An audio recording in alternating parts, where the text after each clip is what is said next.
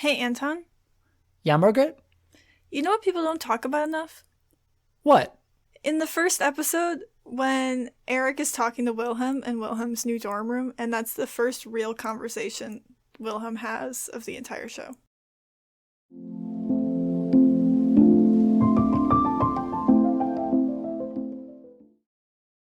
Welcome to People Don't Talk About, Young Royals. I'm Margaret. My pronouns are they, them.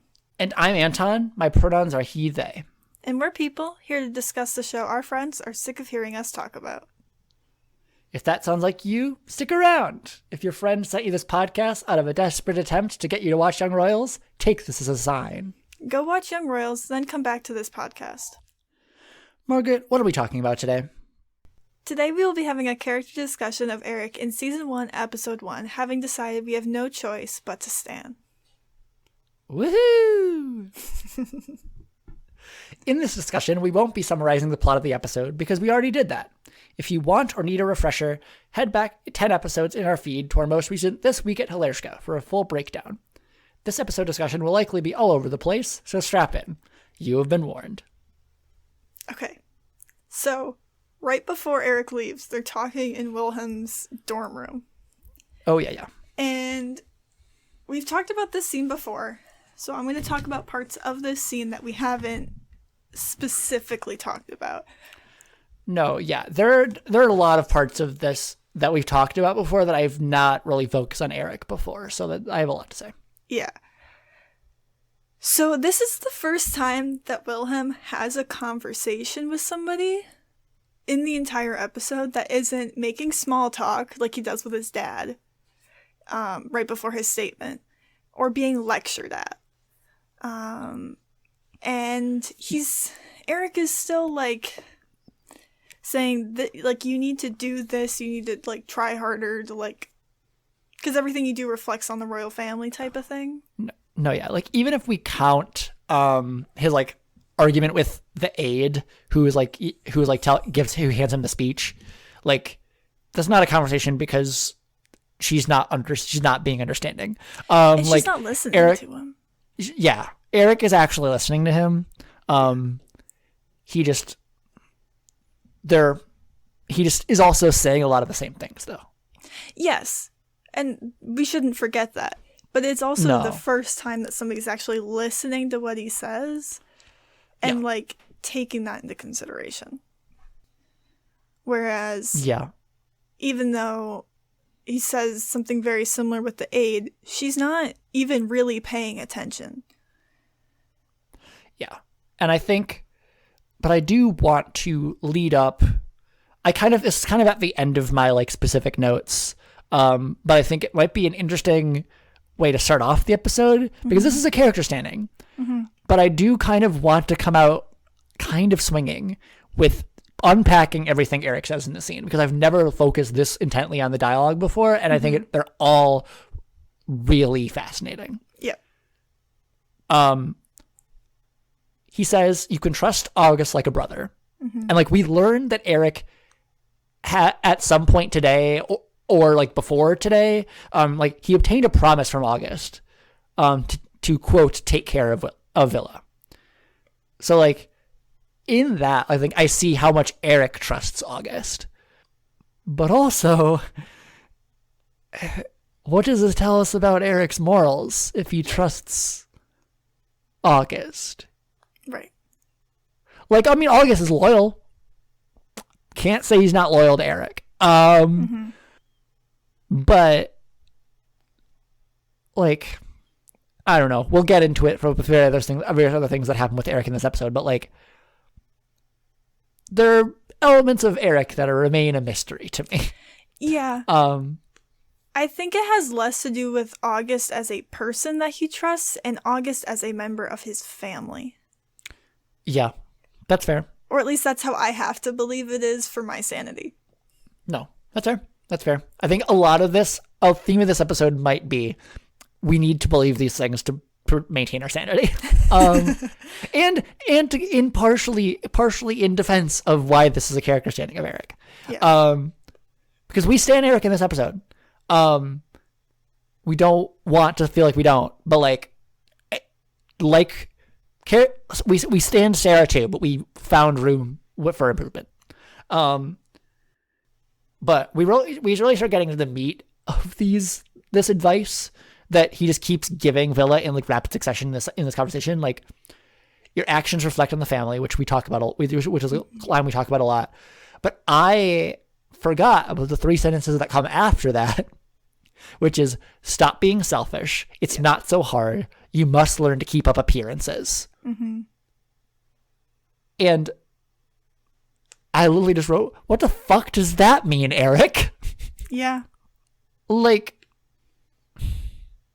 I don't, like, again, like, there's so much about Erik we don't know.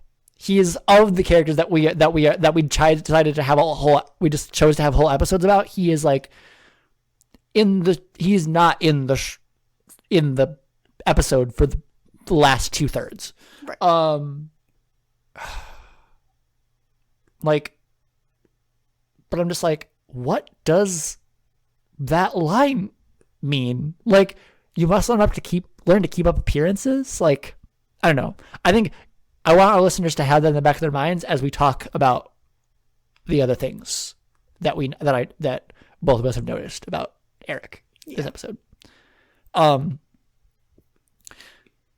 We've completely ignored we've talked about this conversation previously, that Erik ends this conversation a little ticked off. Yeah. Like, when he says you must learn to keep up appearances, like, he is getting mad.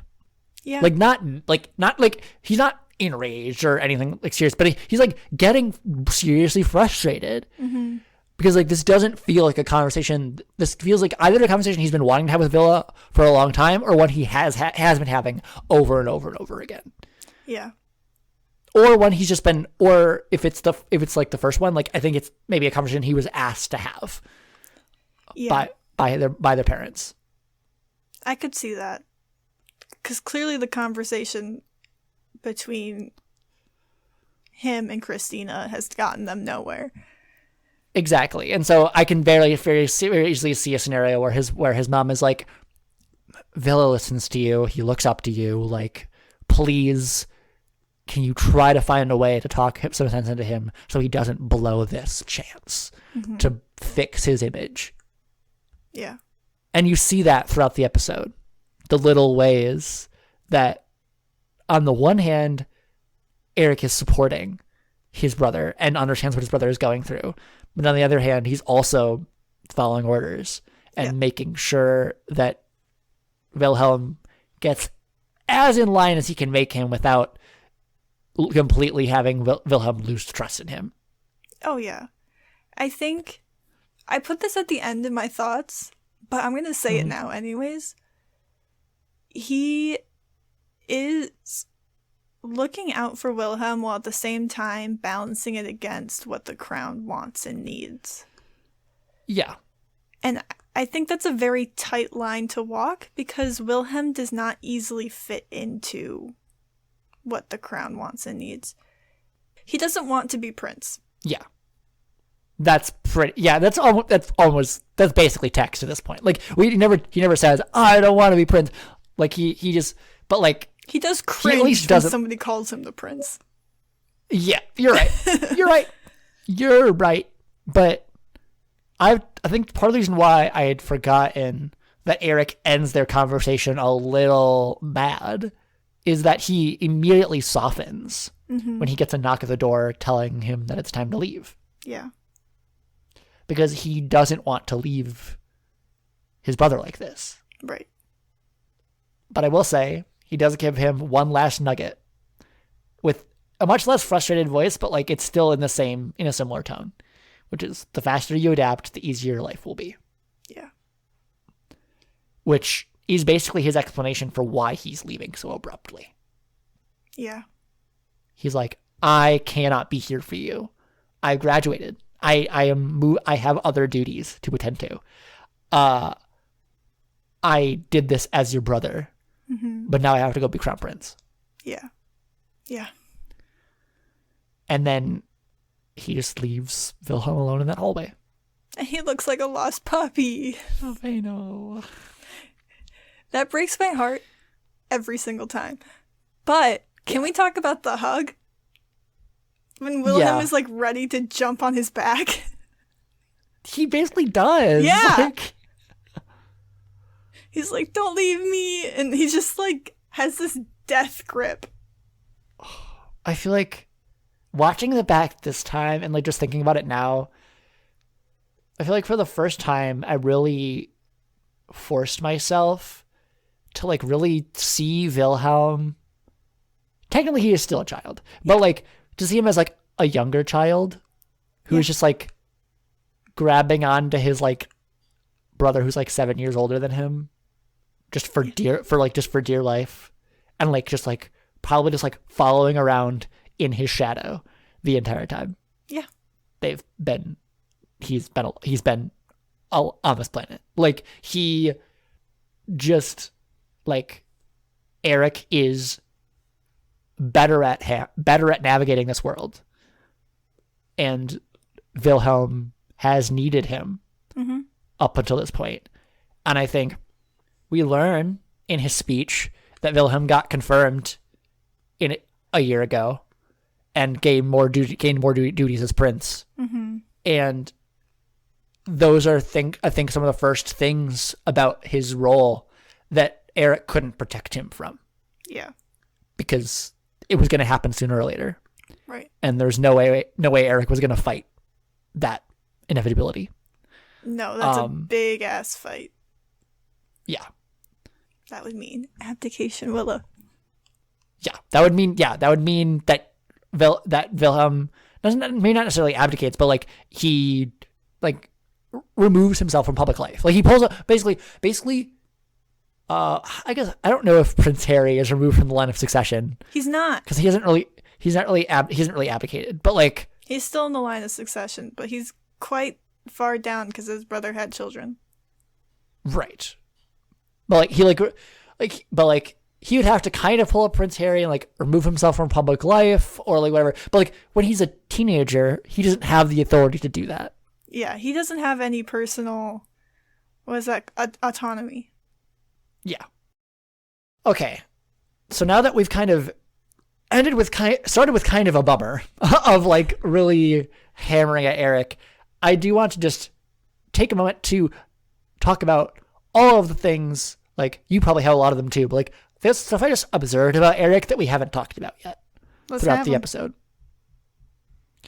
What is your take on Erik, I should ask? In the opening scene with like Villa's speech and everything. Okay. And like even and like before that in the dining room. Yeah. So he doesn't. Before, when it's him and his father talking, he's like over in the corner on the other side of the room while all the aides are like sitting around the table. And then his mom comes over and he walks over to the closest corner. And in my heart, he's monitoring what his mom says to Wilhelm. Do I think that that's actually his intent? Probably not. But in my heart, to keep my sanity, yes.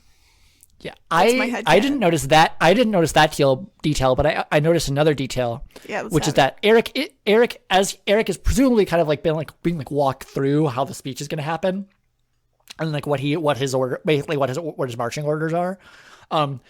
He's listening to her intently, or at least giving the facial impression that he is doing that. Mm-hmm. But he gives his brother like this one glance over at Villa, and like.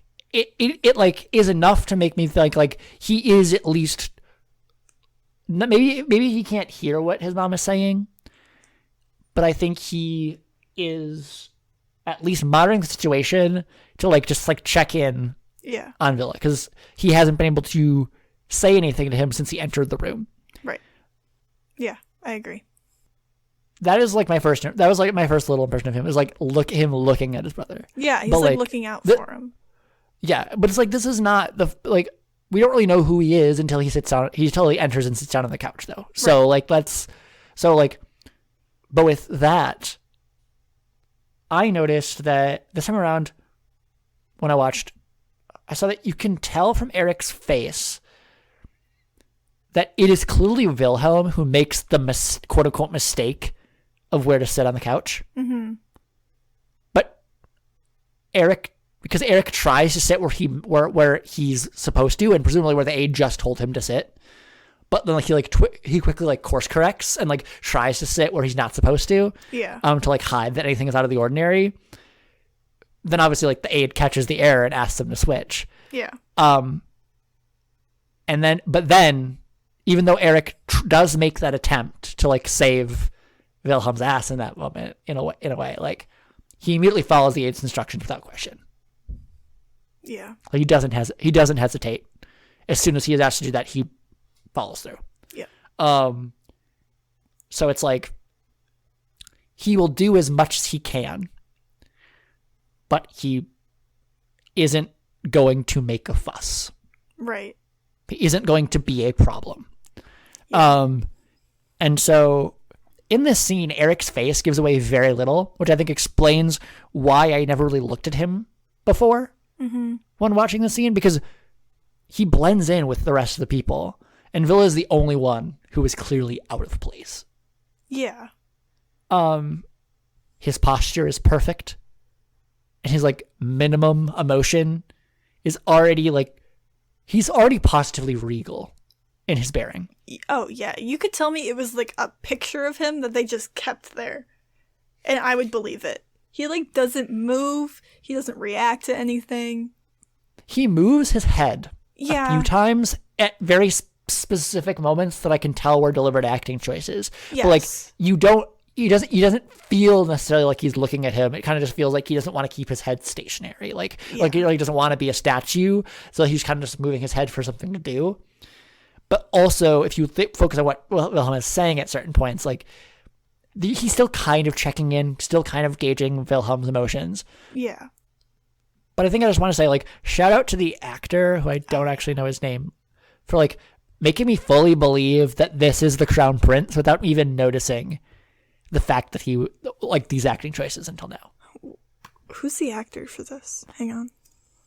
Yeah, we should shout him out by name. He will not listen to this, but I don't know how to say this because it's a Swedish name. Yeah. How's it spelled? Ivar? Ivor? I would say Ivar. Ivar Forsling. Yeah. Shout out to him. Yes. And while we're still talking about his acting choices, Erik gives Wilhelm a little nod before he starts his speech. Yes. Like a little bit of encouragement. Yes. Being like, yeah, you good. You got it. Like, I wrote that in all caps. I didn't say it in all caps because I didn't want to blow up my mic, but like, I'm like, he gives Wilhelm a little nod before he starts his speech. I'm sending you a picture. Hang on. Okay. You don't have to look at it now. I just want you to have this. Okay. It's just the picture they used for Omar. It's like from his boy band days, I think. It's really funny. Is it long hair, Omar? No. His hair is like low-key dyed red. It's that era. Like the red highlights. Gotcha. But I think it was boy band era. Yeah. And I think it's funny that they used one from so long ago. Yeah. Okay. Anyways. So, no, yeah. All right. Erik is the only one on that couch who is generally rooting for Wilhelm. I 100% believe that. Yeah. Like, he even covers for Villa's like false start where he can't really like get through any words with like this little like apologetic smile to the camera. Mm-hmm. Not to our camera, but to like the camera that Wilhelm is presumably looking at. Like he's like sorry about this. He's nervous. Like he's like a supportive brother. Yeah. Which like breaks through this like princely facade. 100%. But I just will say this opening scene was a little infuriating to me because there are thoughts behind those eyes, but Erik is so guarded and hard to read. Like there's the care for his brother that I see through his actions, but like I do wonder what Erik really thinks of the speech that's been written for Wilhelm. I wonder that as well. And I wonder, beyond Erik, I would like to, because they definitely have like a speechwriter or like a press manager situation, like a PR person who writes their statements. Mm-hmm. I can't imagine being a family member and listening to, say, your baby brother say that. Like, nobody is more disappointed in, like, myself than my family and myself. Like, if we're estimating their ages correctly, like, he's like 7 years older, which means he would have been 7 years old when Wilhelm was born. Yeah. Like, he would have become a teenager when Wilhelm was 6. Yeah. He would started going to Hilerska when Wilhelm was 9. Like, what the hell? Like, no. Yeah. Wait, I think I might have my math wrong. Wait. 7 years just actually feels like a lot. Because if we assume that if we're going by our headcanon that August was a first year when Erik was a third year, that would make him 2 years older than August. So he's 4 years older than Villa. Yeah. He's between 20 or 22, according to Young Royals fandom wiki. Okay. Yeah, so that would put it at, yeah. So 4. I think he's closer to 20 because, like, the actor looks maybe a little bit older, but, like, timeline-wise, if for him to have gone to Hilerska at the same time as August, he would have to be 20. And so, okay, to be fair, Wilhelm was 12 when he started going to Hilerska. Yeah. Which, God, Wilhelm at 12. He had to be such a cute little kid. Yes, but also such a sad kid. Such a sad kid, but so fucking adorable. When his brother goes away to boarding school. That would have been heartbreaking. Yeah. Oh, okay. I think this show is bad for my mental health. and then he would have had 2 years of Erik being in the palace until he gets sent away. Oh fuck. Yeah. Yeah. Fuck. Yeah. No, but I think to the question that I asked, like, I don't know. I want to believe that he thinks some of the things they've written for Wilhelm are unfair, but he's not going to show it on his face. And he's not going to tell Wilhelm that because that would just take Wilhelm further down a path that he knows his parents don't want him to go on. And that would be bad for their family. Or at least their family's image. Yeah. And so, like, we're not gonna know at this point, like, what Erik thinks of that speech. But I think it's kind of an open question.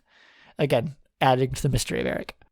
I think he has to think some of what they're making Wilhelm say unfair, but I think he also recognizes that there's a time and a place to feel those things. And that time and place is not while a statement is being recorded to be put on national TV.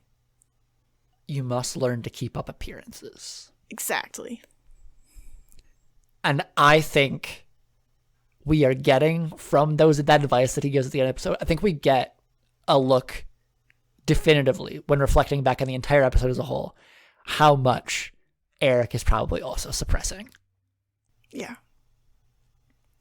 And he's just doing a far better job. Oh, yeah.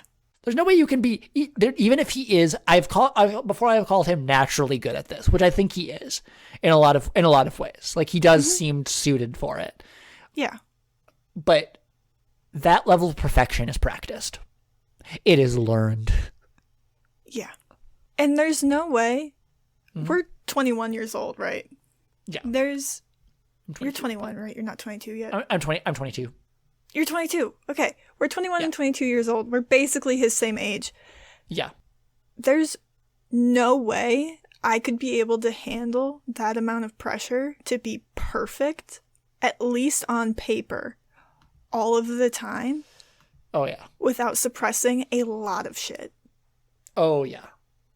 Oh, yeah. And I do not want to minimize the suffering that Wilhelm is currently going through. But I have to imagine that the training to be Crown Prince was infinitely harder than anything Wilhelm got. It must have been horrible. Because in a lot of ways, because he's not Crown Prince, he still has pressure on him because he's a public figure, obviously. But he's not heir to the throne of Sweden. Yeah. Like, they the royal family follow the heir and the spare model, which is like age old in Europe. And Wilhelm is the spare. He's a member of the royal family, but and he is a prince, and that comes with a lot of public scrutiny. But like, he is not Erik. He is not the person who was born to be king. Yeah. And I think a prime example of that is the fact that he's able to go to public school. Exactly. Erik would have never been able to go to public school. Yeah, him going to Lershka was not a question. No. Sending Wilhelm to public school, that was a regret. Yeah. I regretted that, but... Yeah. Like, they regretted that to Wilhelm's face. They're like, we never should have allowed you... Basically, we never should have allowed you to associate with normies. They're a bad influence. Yeah. Enter Simon at Hilarska. Yes.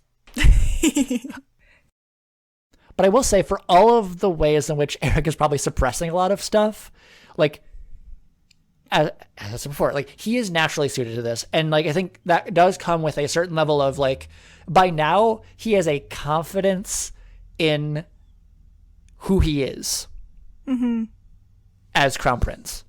Yeah. He is, long before we've seen him, he has come into his own and, like, accepted his duties and his privileges. And I think a kind of subtle way that we noticed that, but like, I think it was interesting to me in terms of like expanding out his character, is that like, I will say, I noticed it, like, he's not the safest driver. No. Like, his like engine revving like buries the song at certain points that's playing under it. Like, yeah. Like, and like he takes corners like slightly fast. Like, he is like, and he drives a sports car, for crying out loud. Like, and it's a flashy color. I can't remember what color it is, but I remember it being very flashy. Red, yeah. It's red. Yeah. So like, he has embraced the image of Crown Prince. Yeah. I think as much as he might still be suppressing things, I think when he needs to, Erik of Sweden and Crown Prince Erik are the exact same person. Yeah. When they need to be. Yeah. I think this might not be the best analogy. I've never been good at analogies. I'm a science major. I think where Wilhelm is like fitting a square peg into a round hole, Erik, in that like he doesn't really fit into the prince because he doesn't want to be, and because he can't take the pressure, and all for very valid reasons. Erik is like fitting a slightly smaller. I would say slightly oversized, because you have to slightly oversized peg into a hole of the same size. Because you have to shave off the shape. Yeah, because you have to shave off the rough edges. Yeah. Like, it's gonna take some finagling and like some aesthetic work. Yeah, but like it's all there. Yeah, but you can get him into being a prince pretty easily. Like, from the way that he, getting to the arrival at Hilarska, like, he warmly shakes the hand of Annette, the headmistress. He embraces August in like just like this bear hug, and like he later even like kisses August on the neck before they enter the school. Like, these are two people who are close, and someone who like, and then also he even like shakes Vincent and Nils' hands right before sitting down in the pew. Like, like, all of these together really made me realize that it occurs to me that when Erik says he misses Hilarska, that he genuinely means it. Like, this was his home away from the palace. Oh, yeah. Taking all this stuff together, it occurs to me that Erik, I think that everything that August makes Hilarska sound like for Villa, and like all the reasons why it could be good for Villa, I think he learned from Erik. Like, as much as we really unpack like how much it's a terrible, like, Like, especially like really dunked on August for being clueless and lacking all self-awareness in saying that to Villa. And maybe he said it in a different way than Erik would have said it, but I still think that like all the reasons why August tells Villa that he should be loving Helershka would, I think, actually appeal to Erik. Like being around people his own age. Like Erik never went to public school. He didn't know anything else. And so he is just around people his own age for like probably one of the first times ever. And like by the time August comes along, like Erik had to have been like big man on campus. Like he's the fucking crown prince. Because there's society, no way is on campus. How is the crown prince prince does not have campus? All the status he wants? And I think, like I said, Helershka had to have been Erik's like proving grounds to be like, this is where he learned to accept being crown prince, and like I think really understood what it meant. Because like we can imagine like all the looks that people are giving Wilhelm were like tenfold when Erik was on campus. Because like Wilhelm's just the prince, like not like just the prince, but he's the prince, but Erik is the heir. Erik's the heir to the throne. And it's just, I don't know. Yeah. He's at home here in a way that I never recognized before. And like, but at the same time, there are little moments with his like, he gives a little touch to Villa on his shoulder when they're first outside the school. They're just like showing him he's there. Like, I don't know. I just love an aware brother. Yeah. I love those moments where you can tell he's checking in without having to make a scene of it, going, are you okay? Yeah. It's a little bit more bold than just his looks that he gives during the press conference. Yeah. But it is also subtle enough that like no one's going to question why like the crown prince is like comforting his brother in like these little moments. Yeah. 100%. And when they take that picture outside, Erik finds his royal smile immediately. No hesitation. He also barely even breaks that smile when he tells Wilhelm to let August hold his suitcase. Yep. Like he doesn't drop the smile for that because they're still taking pictures. And so he will not let there be a picture where he isn't smiling. Yep. Yeah. And I think these photographs will be the one that Villa is staring later, and police is staring at later. And I think this shows that like Erik knows how far-reaching these photos would be, and that they would be going straight to like all the tabloids. Oh yeah. And like he acts his role of crown prince exactly as he is expected to. Yeah. Yes, I agree.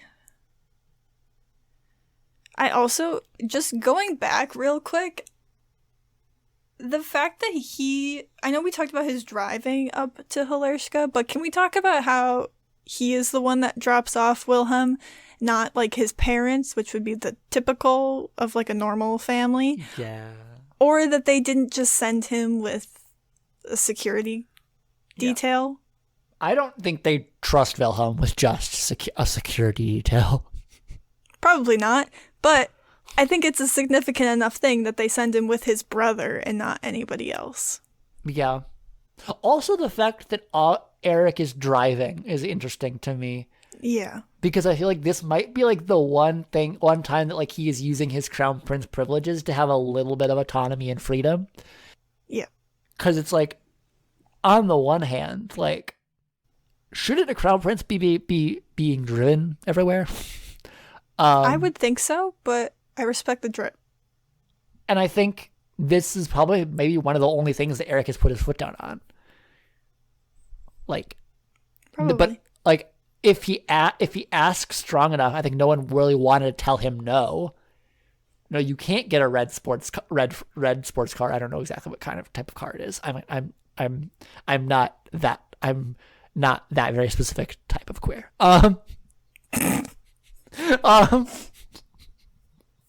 One time my car ran out of oil.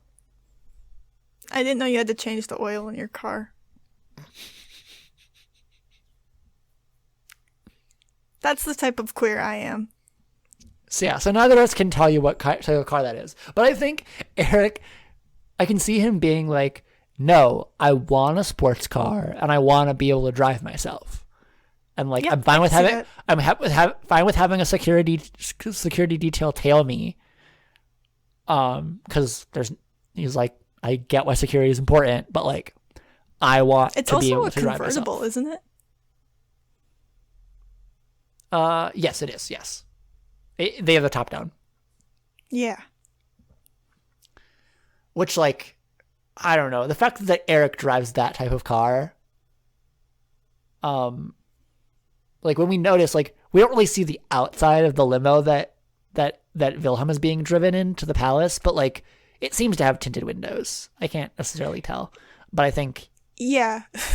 But in terms of like, think of the contrast there. Like, yeah. Wilhelm is being taken to the palace in tinted windows, and Erik is driving in a top-down sports car. And I don't know what like. He is in control of his image enough Yeah. that he is fine being entirely exposed to the world. Like, to be fair, they're in the middle of nowhere, and who knows if he might not have put the top down until they were like in the middle of nowhere, or in the country. But you can still see in the driver's window and like the windshield. Yeah, exactly. Like it does not look like those windows are tinted or anything. No. Like there are no windows. Like it. Like yeah. He is open, exposed. Like he's like. People have assassinated people in that kind of that type of driving situation. Like yeah, we all remember JFK. Exactly. I mean, if you're not we're not that old, and if you're not American, you might not really know who President John F. Kennedy is, but he was a president who was assassinated while he was being driven in a car. It's also a big controversy if you're into controversies. Yes. We've done it. Anyways. That's not what this podcast is about. It definitely is not. That's for my own. Just yeah. kidding. No. No, but just in general, to repeat myself, Erik holds himself with the proper bearing for the Crown Prince at all times, without fail. Even when he's just in the background of shots, you just see him absolutely straight posture, just patiently waiting until he's directed to the next thing. Yep. He takes direction without question, and does not show a single negative emotion on his face. Yeah. I would agree with all of that. All right. I think Yep. in the way that Wilhelm feels suffocated by the idea that somebody is always watching, I'm not going to say Erik is okay with the idea that somebody is always watching, or that he's comfortable with it, because I don't know how anybody could be, but he's accepted it, that it's just part of life, and he's managed to live in a way that he can be himself while putting on the facade. Yeah. He's been able to separate out, like, this is who I need to be for the camera and for the public. Mm-hmm. And I can still be who I am safely behind closed doors. Yeah. With my family's approval and awareness, so they can protect me from the consequences of my actions. Yes. And that's not insinuating anything about Erik. We know very little about what he gets up to. But like it cannot be that robotically prince-like in all aspects of his life. Yeah. I think you would lose your mind. Yeah. We need to get to the conversation between Erik and August in the church. Yeah, we do, but I don't want to. I know, but it's worth noting. I think I gave Erik some slack that I shouldn't have in previous episodes. Okay. Like I was a little bit more forgiving, I think, and remembering the scene slightly differently. Watching it back, he says you're gonna have to stop sleeping around then. I still think he's probably speaking about like a past August, but also like I think it is possible that they have kept in touch, because August would have only known Felice for a month. Yeah, because she's in Villa's year, and so I was only reminded of that this watch through, that he would have only fallen for her, quote unquote, in the last month. Yeah. And so it is entirely believable to me that like this is a new enough development that like Erik just hasn't heard about it yet. Yeah. Wait, so how does that line up to them having stayed in touch? That like initially we were like maybe he's talking about past August because they haven't really kept in touch since Erik graduated. Yeah. Oh. Okay.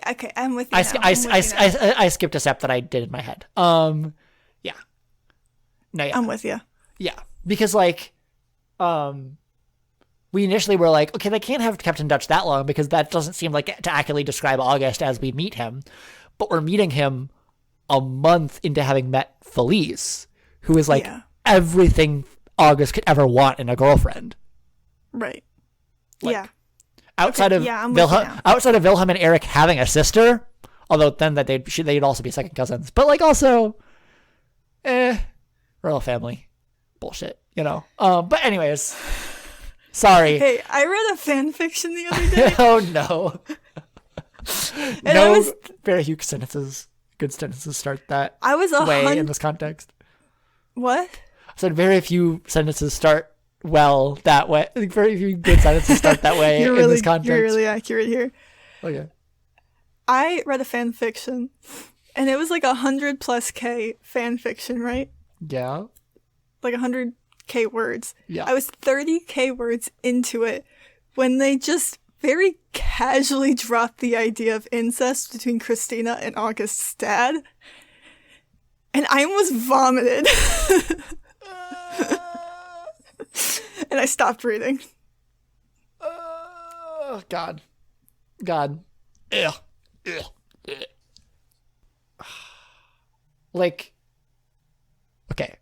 But yes, like, outside of incest, like, Felice is basically the best August could possibly hope for. And so, like, I think it makes sense that this would have been a recent change in him that Erik wouldn't have known about. But, like, so, like, I think that we've been describing their relationship as less close than it is. Because, like, I saw them interact when I was more focusing more closely on Erik, and I was like, these two are, like, I think Erik at one point says he trusts him like a brother. Oh no, he tells Wilhelm to trust him like a brother, which means that Erik trusts him like a brother. Yeah. And so I don't know. I think we've wanted to kind of make it so that Erik was like less associated with August, I think, a little bit. Mm-hmm.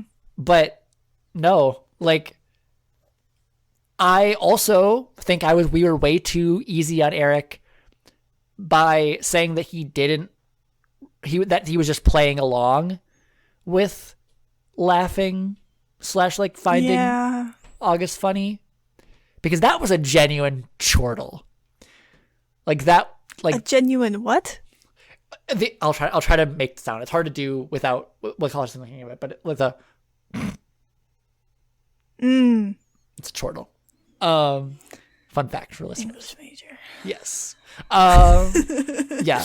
And so, like, literally, like, August has his most misogynist line of this entire episode about Felice, about Felice and about how you need to, like get them while they're still too young to object or whatever. And, like, Erik literally goes and, like, actually, like, cracks up. And, like, and then he looks really, like, generally gives, like, an impressed look. Like, yeah, wow. When August says she's modern nobility. Yeah. Like, he's impressed. Like, ultimately, I wanted to make Erik fit in to this world less than he actually does. Yeah. But he does. He fits in this world, plain and simple. This is his home. These are the people that he went to school with. These are who he at least acts around. He at least conforms and acts like the people around him when he's here. Yeah. But I want to give him that benefit of the doubt so bad. Yes, but at the end of the day, based on everything we know, it was our mistake to feel like we could totally stand a straight man. Yeah. And we can admit our mistakes. A straight man with like one of the most privileged positions on the planet. Yeah. So. But to bring back some lightness, we can talk about We Won on 3. Yes! This is like one of the most obvious, like, blatant ways of supporting his brother, because he can tell that. I think it's the one. Yeah, honestly. Because you can tell that he is aware that Wilhelm is this is now too much. He's like very like he needs a break. He's biting his nails, which, if Erik knows anything about his brother, and like we have learned in the like 10 minutes of this episode, that is one of his classic tell that he is anxious. And I think Erik can be like, okay, they've gotten all the pictures they wanted. And it's the one time he actually exerts his authority as Crown Prince to be like, no, they're keeping us here too long. I can recognize that. Or at least too long for Wilhelm's liking. And this is a moment where I can pick my battles. And I'm picking this one. And I'm picking this one, and I'm going to have a little rebellion. I fully agree with you. And it's literally the only time that he looks 20 to me. Yeah, it also cracks me up that they both fall running up the hill. Yeah. That's almost certainly not scripted. What? That's almost certainly not as scripted. Those almost certainly aren't scripted falls. I can't imagine those were scripted. Yeah, I think Ivar and Edvin just beefed it. That's what I hope. Is that bad? Yeah, that's what I hope. I hope that they just beefed it and then they were like, let's use that take. That was good. Yeah. Yeah. No, that's a very Rajda decision. It gives them like I don't even know if this is a word, but a personability. Yeah. It makes them people. Thank you. Like it and it's weird to get that from falling running up a hill, but like that is the one scene where they just like Wilhelm's just like running after his brother. It's two brothers chasing each other, basically. They're just being bros. That's what it turns into. I want to be Wilhelm's bro. Like, I also note that, like, Erik organizes an excuse to stall before the next picture is taken. He says like 1 minute or like 1 second, and like I don't even know what he's doing, but I think he's like correcting his cufflinks or something or whatever.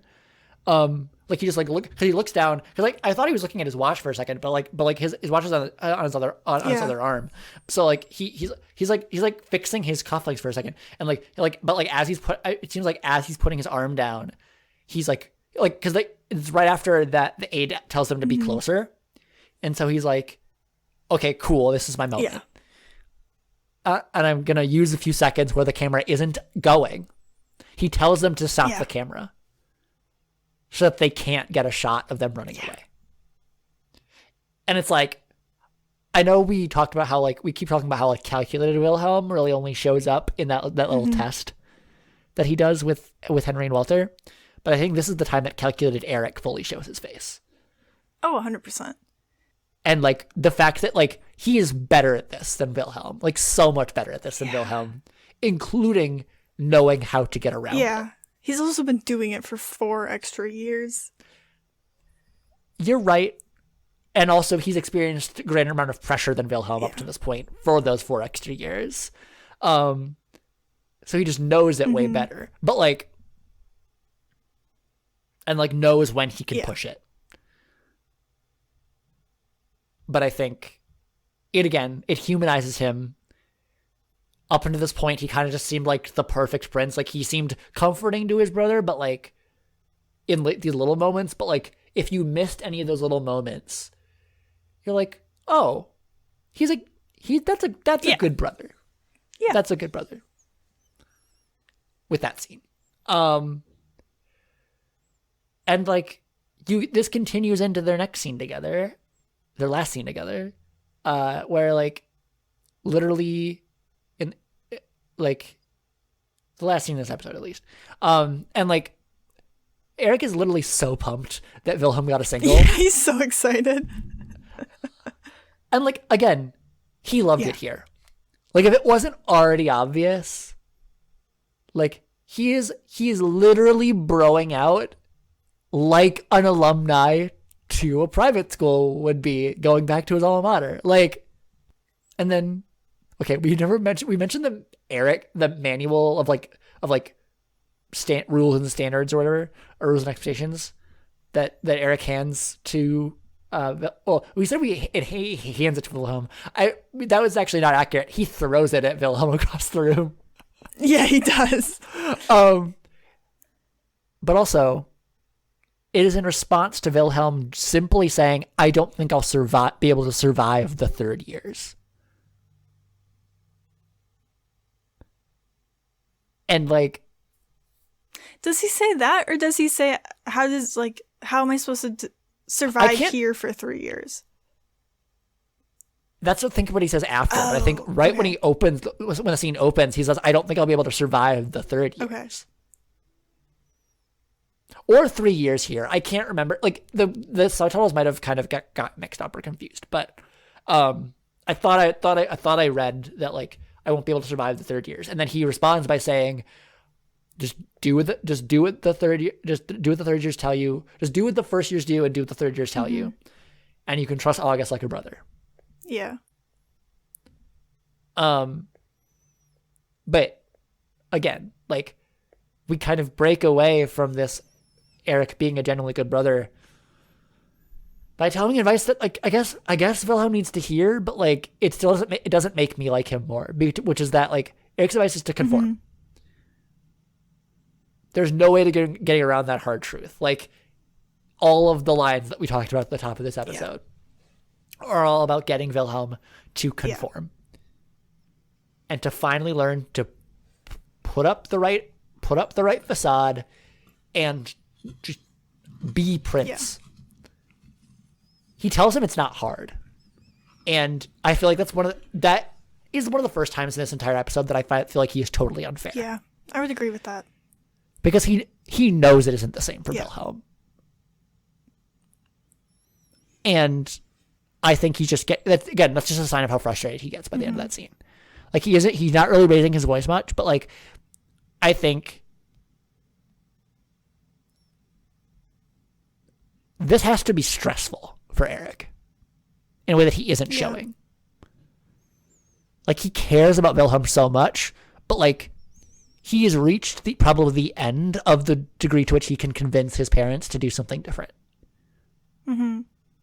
Like, he has probably saved, this is probably not the first time he would have attempted to save Wilhelm, and I think this is one of the first times it didn't work. Yeah, I would agree with you there. And so he's just like, I have gotten to the end of being able to defend you. And, like, I can't do anything else. Yeah. So I think that's part of why he's like, the faster you adapt, the easier your life will be. Like, I am going to leave you knowing I'm leaving you to an environment that you don't like now, but I'm just gonna hope that you learn to like it soon.